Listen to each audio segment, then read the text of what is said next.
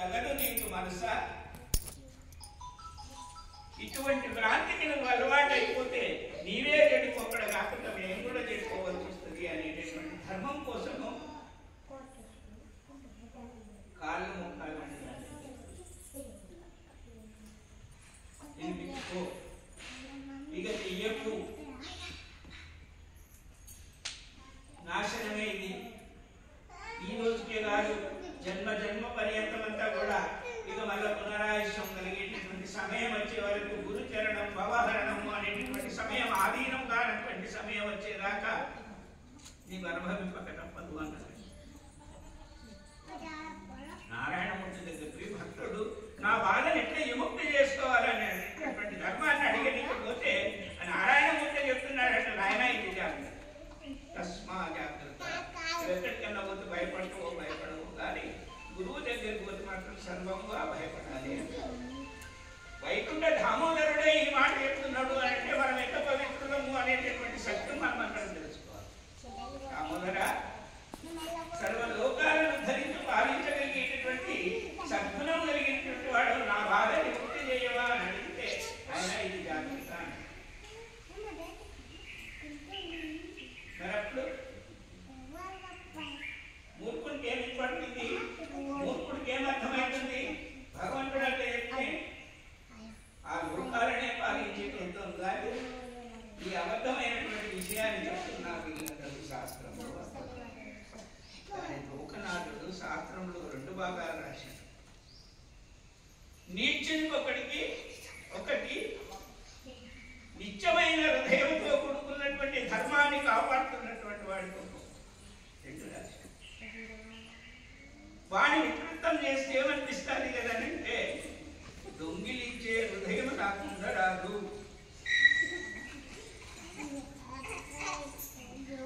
అపారించుకునేటటువంటి ధర్మం కాకుండా అనుభవించే శక్తి నాకు లేదు. అది జీర్ణింపగలిగేటటువంటి యోగత నాకుంటేనే కానీ ఈ ప్రసాదం నేను ఇంటికెత్తుకొని పోతాను. ఒకవేళ క్షీణించే యోగతనే నాకు లేకపోతే అది భారమయ్యి నన్నే పొంగలిస్తుంది అనేటటువంటి సత్యం తెలిసినటువంటి వాడు నాకు తప్పయింది మహారాజాన్ని తన దగ్గరికి వెళ్ళి చరణాలయాలు పడినప్పుడు మన పురాణం ఏం చెప్తుంది అంటే గురు చరణం భవహరణం. ఎందుకంటున్నాడు ఈ అర్థం తెలుసుకొని వాడి దగ్గరికి పోయేంత వరకు ఇది నెరవేరదయ్యా అన్నాడట. సత్య రూపంలో ఉండేటటువంటి బ్రహ్మ ఈ విధమైన ధర్మాన్ని పరమశివుడి దగ్గరికి పోతే నాయన నా చుట్టుముట్టు ఎంతమంది ఉన్నారో ఒకసారి చూడు. నేను కైలాసపురంలో 2 కన్ను మూసుకొని ధ్యానం చేస్తూ ఉండేటటువంటి విగ్రహంలోనికి ప్రవేశించిన సమయంలో కదా ఈ సాధు సత్పురుషులు యతులు మునులు యోగులు ఎంతమంది ఉన్నారో లెక్కుందా నీకు? లేకపోతే ఒకసారి పరీక్షించుకో. కళ్ళు ఏం చేస్తున్నాయి? శివ అన్న నిస్వరూపాన్ని చూస్తున్నాయి. మరి ముక్కు ఏం చేస్తున్నది? పరమ పూజ నీ పరిమళ సంపన్నమైనటువంటి కాంతి ఇంత చక్కటి ఆనందాన్ని కలిగజేస్తున్నారయ్యా. మరి చూడించావు ఏం చేస్తున్నాయ్యా అంటే వారిటువంటి నామము నోరాడ ఎవరైతే చెప్పబడుతున్నారో అది విన్నంతలో నాలో ఉన్నటువంటి వీచనములన్నిటినీ నిడనాడింది. ఓం నమః శివాయ నమః అంటే ఈ చెవులు పడగానే ఆ చెవులు వినిపించుకొని తనను శుద్ధి చేస్తున్నాయి. మరి చేతులు ఏమంటున్నాయి? ఇది ఈ విధంగా చేసినాక కరములు వారి చరణములందు, ఈ కరములు ఏవైతే ఉంటున్నాయో వాళ్ళ చేతులు ఏవైతే ఉన్నాయో వారి చరణములందు అంగా చేసేటటువంటి ఒక భాగ్యాన్ని కలిగజేస్తారు. కాళ్ళు ఏం పని చేస్తున్నాయి? పరమ పూజని దిక్కు ప్రయాణింపజేస్తున్నాయి. ఇన్నిటిని గమనించే ఈ సుందర స్వరూపమైనటువంటి దేహాన్ని నాకు ప్రసాదించినాక ఇంకేముంటది అనేటటువంటి దానికోసము నన్ను అడగకుండా లెంపలేసుకో అన్నాడట శివుడు. ఆయన దగ్గరికి పోతే ఇవన్నీ పరీక్షించుకొని ఒక్కసారి లెంపలేసుకో.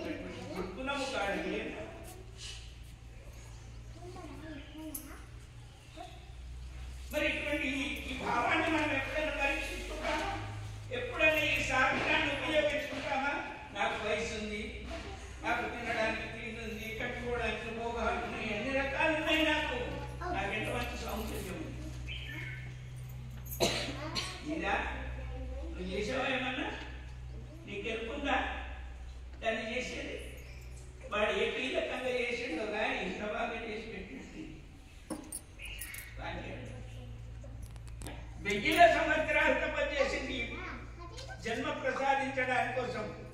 ఎవరు? బ్రహ్మదేవుడు. కొన్ని 1000 సంవత్సరాలు పరంధామ సృష్టికి మూలం లేకపోతే ఎట్లా అని నారాయణమూర్తి దగ్గర పోయి అడిగితే నారాయణమూర్తి నాకైతే తెలియదు. ఇన్ని కల్పించగలిగేటటువంటి యోగకరానికి ఉంది, కానీ అందులోనికి బిందు రూపమైనటువంటి జీవుని ప్రయాణింపజేయగలిగేటటువంటి శక్తి నాకు లేదు బ్రహ్మదేవ అని నారాయణ. మరెవరి బాధ? అఖండ తేజ సంపన్నంతో ప్రకాశింపబడుతున్నటువంటి పరమేశ్వరునిలో నుండబడినటువంటి ఆ జ్యోతి నుండి ఒక బిందు ఇందులో పడుతున్నాడు. ఇదే జీవుడు, ఇదే జీవాత్మ, ఇదే పరమాత్మ. అప్పుడు బ్రహ్మదేవుడు అన్నాడట, ఈశ్వర, ఈ సుందర స్వరూపాన్ని తయారు చేయడానికి కావలసినటువంటి కళాతేజ స్వరూపమైనటువంటి సర్వములు నారాయణుడు ప్రసాదించడానికి సిద్ధంగా ఉన్నాడు. కానీ అందులో చలన స్వరూపమైనటువంటి ధర్మాన్ని కాపాడి నడిపగలిగేటటువంటి తేజాన్ని ప్రకాశింపజేయగలిగేటటువంటి స్వరూపం నీ దయనే నాకు. మనం అడుగుతాం ఎప్పుడైనా ఈ ఇంకేమన్నా తక్కువ ఉందా? పెట్టుబడులు అన్ని రకాలు పెట్టినా నేను ఉండడానికి కావలసినటువంటి ఈశారాన్ని తయారు చేసుకున్నా, మరి ఇటువంటి దాంట్లో నేను ఉండడానికి ఇంకేం తక్కువ ఉంది అని అందులో ఆయుష్ తీసుకుంటున్నాయన. మరి ఆయుష్యే లేకుండా ఈ భవనం బంగారు ఏం లాభం ఆయన? ఆయుష్యమే దానికి లేకపోతే ఈ బంగారు భవనం ఏం పెట్టినాయన అన్నాడు. తప్పైపోయింది, నేను ఇది తెలుసుకున్నాను. కానీ ఇందులో ఆ పరమ పూజ్యాన్ని గ్రహించే జీవుడు అనేటటువంటి తేజ ప్రకాశమైనటువంటి శివజీవుడి అనేటటువంటి యోగాన్ని పొందలేదు. కాబట్టి అక్కడ నేను చూడలేనప్పుడు అక్కడ ముళ్ళని చూడలేదు, బంధువులను చూడలేదు, మిత్రులను చూడలేదు, నా కుటుంబం ఎంత బాగుంది అనేటటువంటి సమయాన్ని చూడలేదు. ఇవన్నీ నాకు అవసరం లేదు, దీనికి ఆయుష్యమే లేకపోతే నేను అనుకున్నాను. మరి ఆయుష్యం ఉంటే ఎవరికి గొప్ప? ఈ సర్వములకు సరిపోయేటటువంటి ధర్మమైనటువంటి గొప్ప. నేను కన్న పిల్లలకు కానీ, మా తల్లిదండ్రులకు కానీ, నాకు కానీ, నా భార్యకు కానీ ఇటువంటి ధర్మాన్ని మనం అందరం గ్రహించకుండా ఇష్టాయిష్టంగా ప్రవర్తిస్తూ ఉంటాం. మనం ఎప్పటికీ ఏది పడుతుంది అని నేను చేయగలుగుతాను, నాకు అది చేతనైతే.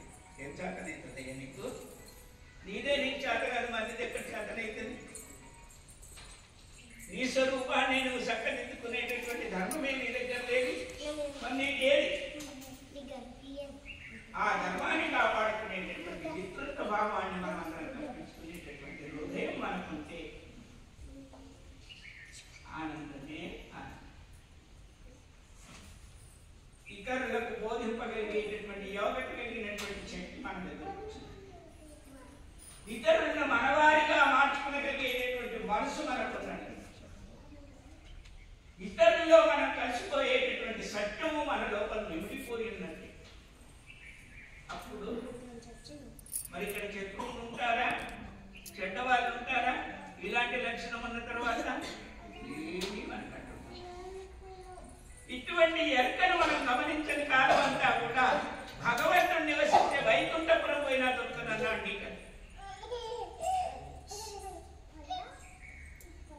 భగవంతుడు నివసించే వైకుంఠపురం పోయి ఎట్లకి వెళ్ళన్నా కానీ నేను ఈ సందులు తెలియదు, ఆ సందులు తెలియదు, ఈ సందులు తెలియదు. ఇక్కడ నీకు దొరకవలసిన సందులకి తెలియదు, దొరకదు. ముఖద్వారం తీసి నిన్ను రమ్మని వైకుంఠపురంలో పిలిచినావు, దొరకదు. మనం దీని మీద ఆలోచించాలి. ఏం ఆలోచించాలి?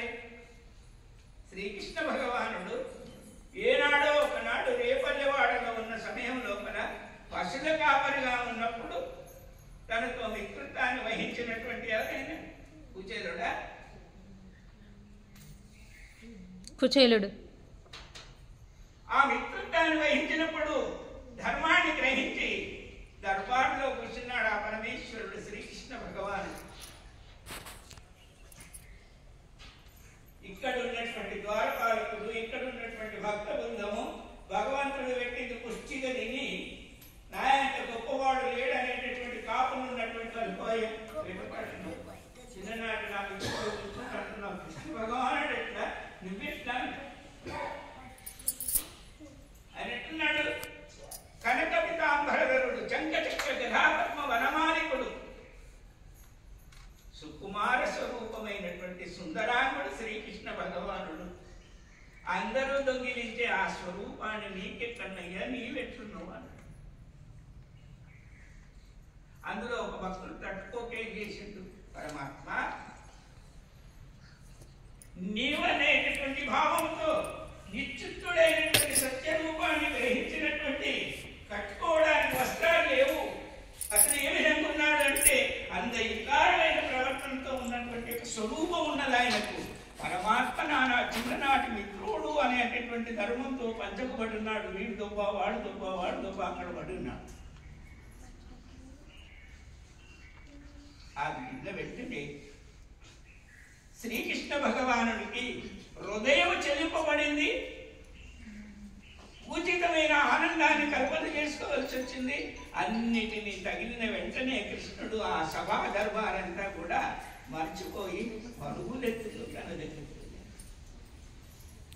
వెళ్ళాడు. కుచేలుడు ఈ చూసేవాళ్ళు తన భార్య, తన సకుటుంబము, శిష్యులు, భక్త బృందము అందరూ కూడా చూస్తున్నారు నోరు తెరిచి. ఆయన వేసుకున్న ఉత్తరీయం కూడా ఆయనకు తెరవకుండా పరిగెత్తుతున్నాడు. ఆయన పై మీద వేసుకున్నటువంటి పితాంబరం ఏదైతే ఉంటుందో అది ఉందా లేదా అన్నటువంటి విధంగా తెరవకుండా పోయాడు. ఆ ద్వారం దగ్గరికి పోయిన తర్వాత చిన్ననాడి మిత్రువు అనేటటువంటి భావనతో ఆయన శుద్ధేశుభ్రతం తెరవలేదు పరమాత్మ. ఆయనకు ఉన్నటువంటి అంత సౌందర్యాలను తెరవలేదు. ఆడుతూ పాడుతూ ఆ పశుల కాపంలో ఉన్నటువంటి సమయం లోపల పరమాత్మ అందరు తెచ్చుకున్నటువంటి సద్ది మూటలంతా ఒకటాన కలిపి తినేటప్పుడు నాదింత, నీదింత, నాదింత, కృష్ణ ఇప్పుడు నువ్వు పంచిపెట్టు. మేము తెచ్చుకున్నదైతే ఎవరి మూట వాళ్ళకి తెచ్చిన మా అమ్మ మాది మూట మాకు కట్టించింది అని అది కట్టి మనం గోకులష్టం రోజు ఎట్లా చేస్తాం కదంటే ఇష్టపడినట్టు గోకులష్టం చేస్తాం. ఆ కుండలు ఇంకా పాలు పెరుగు కోసం దానికి కనుక్కులేస్తాం. అట్లా కాదు, గోపాల కాలువల ఏమంటామా, గోపాల కాలువలు అంటాం. గోపాలులందరూ కలిసి ఆ ఆనంద హృదయంతో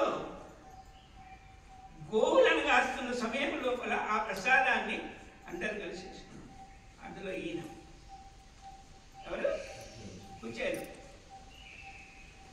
అటువంటి ఆనంద స్వరూపంతో నీలమైనటువంటి వాడు కుచేలుడు కృష్ణుని దగ్గరికి వచ్చినటువంటి కృష్ణుడు కలిసిండు. లేకుంటే ఇంటి దగ్గర భార్య చెప్పింది ఇల్లు సంసారం ఈ విధంగానే ఉంది, నీ మిత్రునికి ఏమన్నా తక్కువ ఉందా అని చెవులో వేసినటువంటి మాటను ఎక్కడో మర్చిపోయింది. ఆ మాట మర్చిపోయి ఆ ఇద్దరి ఆనందాన్ని చూస్తే ఎంత మనకేం రోగం అనేటువంటి ఆనందం చూడండి. అటువంటి ఆనందం చూడనటువంటి జీవనం మనకు ఉండే విలాపము. వారు కూడా నరస్వరూపంలోనే వచ్చున్నారు కదా. నారాయణుడు కూడా శ్రీకృష్ణుడు అంటే దేవకీ వసుదేవుల సుతులే కదా. ఆయన దేవకీ వసుదేవుల సుతుడే. దేవకీ చేసినటువంటి పుణ్యఫలం ఏదైతే ఉందో వసుదేవుడైనటువంటి పరమాత్మకు దయగలిగిన దాని వల్ల సుతుడై పుట్టిండు. అది మానవ స్వరూపం కాదా? మరి మానవ స్వరూపం ఉన్నటువంటి మనకెందుకు దుర్బుద్ధి అని నేను అంటాను. దురాలోచన, దుర్బుద్ధి, సత్యాన్ని మర్చిపోయి చెడు ప్రవర్తనగా, చెడ్డ గుణంగా తిరుగుతుంటే ఎంత సస్యశ్యామలంగా ఉండేటటువంటి గురుదేవుడు నిప్పులు చెరిగినట్టు ఉంటాడు. ఎందుకయ్యా నీకు ఇంత కోపం? నువ్వు నిర్గుణుడవు కదా, నీకు ఉండొచ్చా కోపము అని అంటే అవన్నింటిని ఆగబెట్టాలి కదా.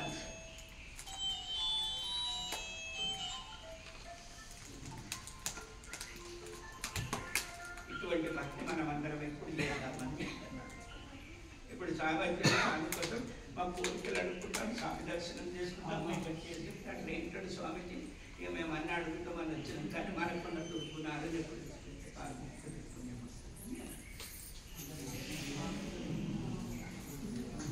మనకున్న దుర్గుణాలను ఎప్పుడు ఇడిచిపెడితే కాళ్ళు మొక్కట మనకు ఎప్పుడు పుణ్యం దొరుకుతుంది అనేటటువంటి సత్యమే మనకు తెలియకపోతే ఎన్నిక సార్లు కాళ్ళు మొక్కితే మీరు అసలు కాయ కాసింది మహారాజు కాళ్ళ కింద మీద అయిపోయింది. మనకుండే పోనేది. మహారాజు అంటాడు, అయ్యా మీకోసం ఇన్ని కాలాలు తిండి లేక టికాన లేక నేను ఇది కావాలి అది కావాలని భ్రమింపకుండా ఆ మహాలక్ష్మి నా పక్కకుండి నాకు ప్రసాదించినటువంటి నిధి ఇంత అంతా అని లేదయ్యా, ఆకాశమును మించిపోయినంత ఉంది నా దగ్గర. కానీ పంచిపెట్టకుండా పోయేటటువంటి హృదయం లేదు, అది అనుభవించేటటువంటి మనసు లేదు మీకు అన్నాడు. ఎందుకు లేదు మనందరికీ? అలా నేను కూడా పార్ట్నర్షిప్ మనకు ఎందుకు లేదు అని అడుగుతున్నాను నేను. అది అంత ధనం దాచి పెట్టిండు, ఆయన ఎవరి దగ్గర అడుక్కోలేదు.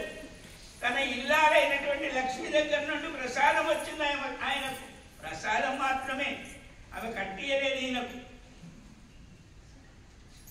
అంత కూడబెట్టున్నటువంటి నిధి ఏదైతే ఉందో అది పంచిపెడదామంటే ఒక్కడూ దిక్కులేడు అన్నాడు పరమాత్మ. ఒక్కడు కూడా దిక్కులేడు ఇందులో అన్నాడు.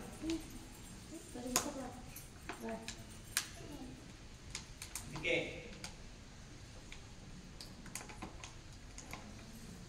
నిక్కముగల పరమాత్మని చక్కటి హృదయంతో నిలబెట్టి ఒక్కసారి తెరదీసి చూసి వరమడుగురా నీ ఉన్నంత కాలం అంతటికే కాకుండా మళ్ళా ఆయువాయువుల కన్నిటికి కూడా ప్రతిఫలించేటటువంటి ప్రసాదం దొరుకుతుంది అన్నాడు. మీరందరూ ఏమంటారు? వచ్చింది ఒక దయ్యం పట్టినట్టు, ఒక కాలు బాగునే పెట్టిన మహారాజా, లేకపోతే ఇంకేమన్నా కావాలి మహారాజా. దయ్యం పడితే నీ కొంపల్లే వాడు ఉన్నాడు, మరి వాడేలుగుంటే నీకు నీ దగ్గరనే ఉన్నాడు. నేనేమన్నారా మళ్ళీ నాకు బీక శాత కాదు, దూక శాత కాదు, మరి నువ్వుకేందుకు బీకేదంటే ఎవడురా అంటే గ్రంథాముడే జీవాత్మ, వాడు ఉన్నాడనేటటువంటి సత్యగుణమే మనకు లేకపోతే ఇక దయ్యాల పట్టణం మాత్రం కాదు కావాలి, మహారాజులు కావాలి, దేవుని గుళ్ళు కావాలి, ఇవన్నీ కావాలి. ఎందుకు పెట్టిన ఇవన్నీ అంటే దానికోసమే.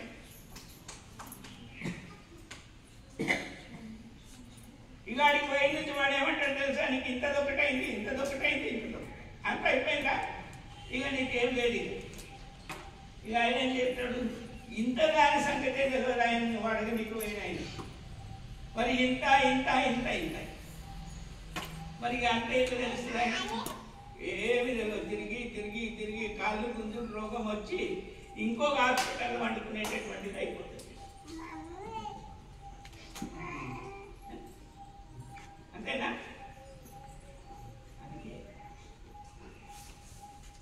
అంతరార్థంలో ఉన్న పరమార్థాన్ని గ్రహించి పరమేశ్వర నా హృదయభానుడుగా ప్రకాశిస్తున్న తర్వాత నాకు అంధకారం ఎక్కడయ్యా, గుంతలు జరిగినటువంటి మార్గం ఎక్కడయ్యా, నాకు అందుకుంటున్నా కూడా నా లోపల జ్ఞానం ఎంత నీదే కదా. ఇక నేను గృహలో వడలు పరమేశ్వర అని దండం పెడితే ఇక్కడ ఉన్న ప్రతి ఒక్కరికి వరం దొరుకుతుంది. నారాయణమూర్తికి లక్ష్మి చెందిన ధనం అంతా కూడా మీదే.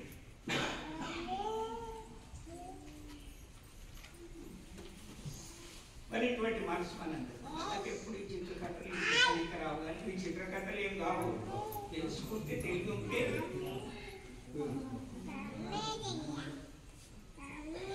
ఎందుకంటే మీ అందరి హృదయంలో ఇటువంటి వాక్యాన్ని పంట పెట్టడం దానికి శుద్ధి చేసేటటువంటి యోగత మనకు లేకపోతే పంట రాలేదు అని భూమి కొట్టుకుంటే ఏం చేస్తుందా అమ్మ? అటువంటి కర్తవ్యం చేయగలిగేటటువంటి హృదయమే మనకు లేకపోతే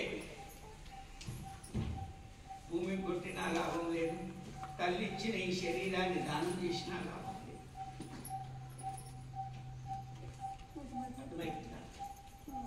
కట్టుకోవడానికి పూసి లేకున్నా సరే సాసామృతమైనటువంటి తేజస్సంపన్నంతో కూడుకున్నటువంటి ధర్మమే నీదైన తర్వాత పట్టు నీ తామరాలు ఉన్నాయి. నీకు ఆ పరమ పూజ్యునికి శివునికి చిట్టడంత కోసిందని చెప్తున్నది శాస్త్రం. ఎంతుందయ్యా నీ కోసి అంటే చిట్టడంత. ఉంటాడంత సర్వం ఉంది నీకు. మరి ఇందరికి ప్రసాదించే మనసు ఎక్కడుందయ్యా నీ దగ్గర అని అడిగితే అంతా అదే నాయన అన్నాడు. నువ్వు ఎక్కడో ఒప్పుకుంటున్నా వచ్చేటప్పుడు వాడిచ్చిన కొంపను చూసి ఎంత రుబాబు చేస్తాం మనం తెలుసా? నీళ్ళు కూడా మనకు ఎవరికి నీళ్ళు కూడా ఎక్కువనయ్యా అంటే నీకు తెలియదు ఇంకా అన్నాడు ఒక భక్తుడు. అంటే ఇదేంటి చచ్చిపోయిన శవానికి చూడయ్యా అది నిండుతుందా లేదా, నీళ్ళిపోయి ఉన్నదా లేదా ఒకసారి చూడు. నీళ్ళిపోయి ఉంటుంది అది దగ్గరికి ఉంచుతారావు సాప్తరావు ఏం లేదు ఇక హీరో కొట్టింది ఏడు కదా.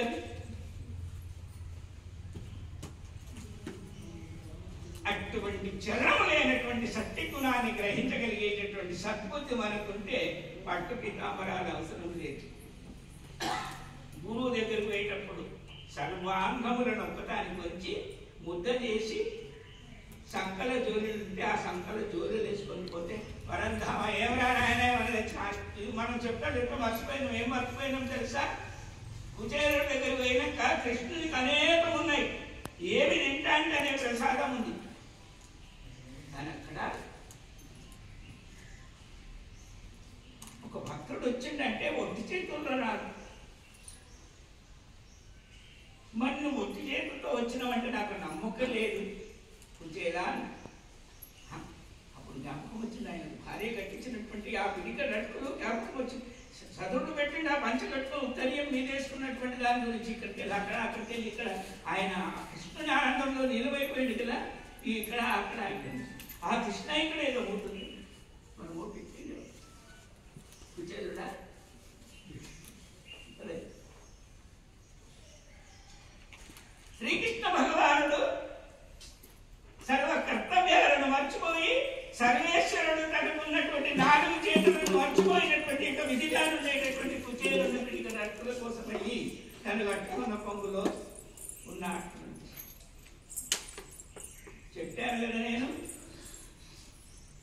గురువు దగ్గరికి దేవుడి దగ్గరికి మిత్రుడి దగ్గరికి పోయేటప్పుడు ఒట్టి చేతులతో పోనీకి లేదని అట్లా ముట్టి ఇస్తాడు. ఏం చేసింది అప్పటి లోపల భార్య వచ్చేసింది. బంధువులందరూ కూడా దగ్గరలో ఉన్నారు. అందరూ చూస్తున్నాను. రెండోసారి తిని మూడోసారి చెయ్యి పెట్టగానే ఒక్కడే చేతి పడుతున్నారు. ఏ కోరిక లేనటువంటి వాడు ఏది కావాలనేటటువంటి తాపత్రయం లేనటువంటి ఈ కుచేరుని దగ్గర 3 పిక్కిలు అట్టు తింటే మాట ఇద్దరం కలిసి సేవ చేయాలి. ఆయన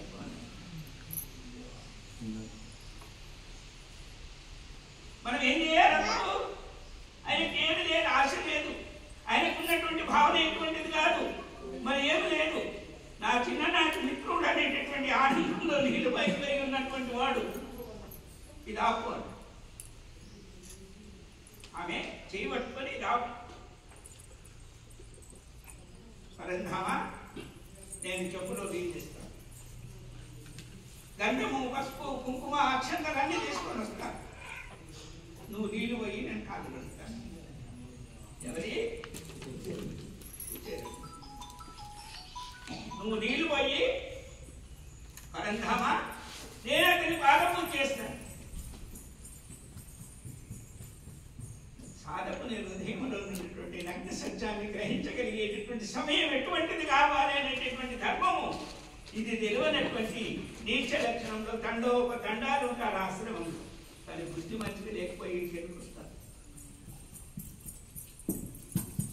బుద్ధి మంచిది పెట్టుకొని ఒక్కడు వస్తే సాధనండి. బుద్ధి మంచి ఉన్నటువంటి వాడు ఒక్కడు వస్తే చాలు, అన్ని భోగాలను అందరికీ మంచి పెట్టవచ్చు అన్నాడు. వారిద్దరి యొక్క ధర్మాన్ని గ్రహిస్తూ మన ధర్మాన్ని లెక్కిస్తూ వాళ్ళు 90 పైసలు చేసి పెట్టిందేమో కానీ అందులో ఒక చిన్న నయా పైసంత సేవ మనం చేసుకోలేనటువంటి వరకు మనకు ఏ పూర్వపుణ్యం చేసుకుంటే మానవ జన్మం వచ్చిందో కానీ ఈ సమయం లోపల ఈ మానవ జన్మతో జన్మ తరించుకోవాలనేటటువంటి దానితో ఒక్క నయా పైసంత సేవ చేసుకుంటే సారని మీ అందరూ అడుగుతారు. మరి ఇటువంటి భక్తి లేకుండా ఎక్కడికన్నా పోవాలి తప్ప ఆశ్రమాలకు రావు. అందుకే నేను ప్రతి శనివారము ప్రతి పౌర్ణమి రోజు ఇక్కడ ఉంటా మేము మలయాళ మహారాజ్ అంటే